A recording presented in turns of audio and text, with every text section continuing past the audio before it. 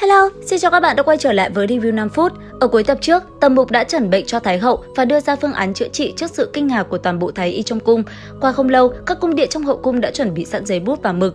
Thái y viện cũng sắp xếp các loại thuốc mà Thái hậu đã dùng trong những năm bị bệnh. Tầm Mục bắt đầu viết danh sách các loại độc vật và số lượng tương ứng, làm việc đến nửa đêm mới hoàn tất.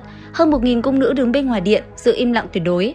Vị trí mà hắn sắp xếp hơn 1000 cung nữ cầm bảng chính là mô phỏng cấu trúc của thiên cơ độc sau khi các loại độc tố kiềm chế lẫn nhau. Sau đó, dựa vào ảnh hưởng của dược tính trong các loại thuốc Thái hậu đã uống đối với cấu trúc của thiên cơ độc, hắn thay đổi vị trí đứng của các cung nữ.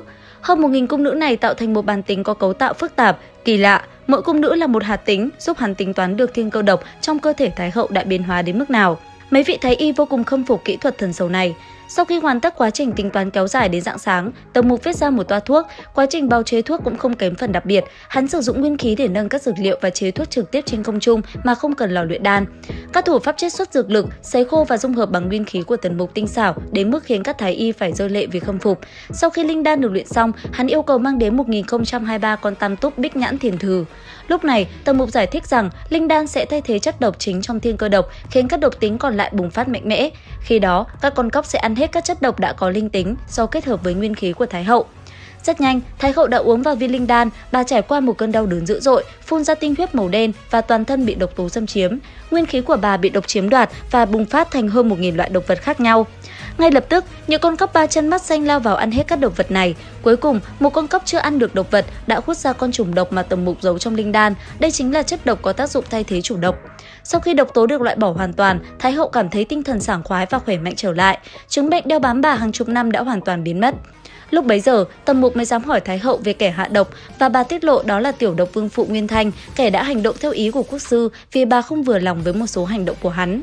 Cũng trong lúc này tại phủ quốc sư Duyên Khang có thêm một người thần bí. Đột nhiên, một con côn trùng màu đỏ bay đến bên tai người này và bẩm báo gì đó. Và người đàn ông thần bí này chính là tiểu độc vương phụ Nguyên Thanh, kẻ mà Thái hậu đã nhắc đến. Hắn nói với quốc sư rằng sư đệ hắn đã đến và hóa giải thiên cơ độc trên người Thái hậu. Nghe vậy, quốc sư Duyên Khang hỏi sao phụ Nguyên Thanh biết là sư đệ hắn đã giải độc. Phụ Nguyên Thanh giải thích rằng thiên cơ độc là tác phẩm tâm đắc của sư tôn hắn, trong thiên hạ chỉ có hắn và sư tôn mới có thể giải được. Con côn trùng nhỏ báo tin, người đến là một thiếu niên, rõ ràng không phải sư tôn hắn, vậy chỉ có thể là đệ tử mới của sư tôn. Hắn còn tưởng sư tôn đã tử vong, không ngờ vẫn sống và còn nhận thêm một tiểu sư đệ. Nói đến đây, Phụ Nguyên Thanh quay qua hỏi quốc sư có cần hạ thêm một loại độc khác cho Thái hậu hay không. Quốc sư lắc đầu nói rằng không cần nữa. Nghe vậy, tiểu độc vương có chút không hiểu. Quốc sư liền giải thích rằng giữa ông và Thái hậu không có ân oán cá nhân. Năm xưa, Thái hậu phản đối chủ trương cải cách của ông vì giang sơn của con trai bà.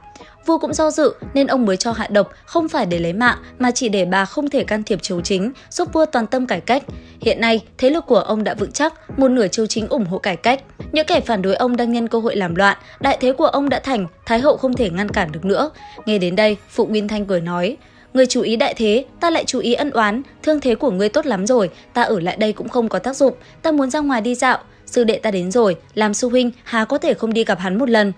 Thế nhưng, quốc sư Duyên Khang lại lên tiếng cảnh báo, ngươi phải cẩn thận, Thái hậu nương nương sẽ không làm gì ta, thế nhưng lại có thể diệt ngươi ngay lập tức. Tiểu độc vương do dự, những cục thịt trên mặt hắn run rẩy, hắn giận dữ nói, là ngươi bảo ta hạ độc, vì sao không lấy mạng ngươi mà lại phải lấy mạng ta vô tội biết bao. Ở phía đối diện, quốc sư Duyên Khang bình thản đáp, ngươi bán sư tôn của ngươi quên rồi sao? Hơn nữa, Thái hậu và sư tôn của ngươi có chút mập mờ, Thái hậu thông minh, tất nhiên sẽ biết người giải độc là sư đệ ngươi chắc chắn sẽ đi tìm hắn. Nàng khẳng định đang chờ ngươi mắc câu để thủ tiêu ngươi báo thù cho nàng, cũng là báo thù cho sư tôn ngươi. Quay trở lại với Tần Mục, sau khi rời cung, hắn đến Thính Vũ Các tạm biệt Phó Khánh Duẫn và những cô gái khác, rồi cùng Hồ Linh Nhi mang theo hành lý trở về sĩ tử cư. Khi hắn đến gần chỗ ở, một nhóm sĩ tử đang ngồi chờ, mỗi người đặt tay trái lên một hộp kiếm dựng thẳng, vẻ mặt nghiêm nghị. Kẻ cầm đầu buông lời lạnh lùng, gọi hắn là vứt bỏ dân, thách thức hắn ra lau sạch những chữ trên tường và ám chỉ hắn đang trốn tránh vì sợ hãi. Chúng còn cười lạnh, nói rằng sẽ không ngừng làm phiền cho đến khi hắn ra mặt và chế nhạo hắn vì đã vạch trần chuyện ám toán của chúng, khiến chúng mất hết mặt mũi. Nghe đến đây, Tầm Mục bất ngờ vì không hề nhớ mình đã nói ra chuyện đó. Tiếp theo, hắn từ bên ngoài thản nhiên đẩy cửa bước vào, đám sĩ tử đứng hình khi nhận ra mình đã không công la hết suốt nửa ngày. Và tiếp theo, ngay khi đặt hành lý lên bàn và dặn dò Hồ Linh Nhi dọn dẹp lại phòng ngủ, Tầm Mục đã ra ngoài dạy dỗ cho đám sĩ tử kia một bài học nữa, khiến bọn chúng vô cùng thê thảm. Trong lúc hắn nghỉ ngơi, Hồ Linh Nhi đã tận dụng cơ hội để thu thập toàn bộ đồ vật cá nhân và lột sạch những thứ quý giá của đám người kia, khiến hắn cũng phải bất ngờ về sự tháo vát của con hồ ly này. Đến đây thì cũng hết tập 42 Mục Thần Ký. Xin chào và hẹn gặp lại các bạn ở những video tiếp theo.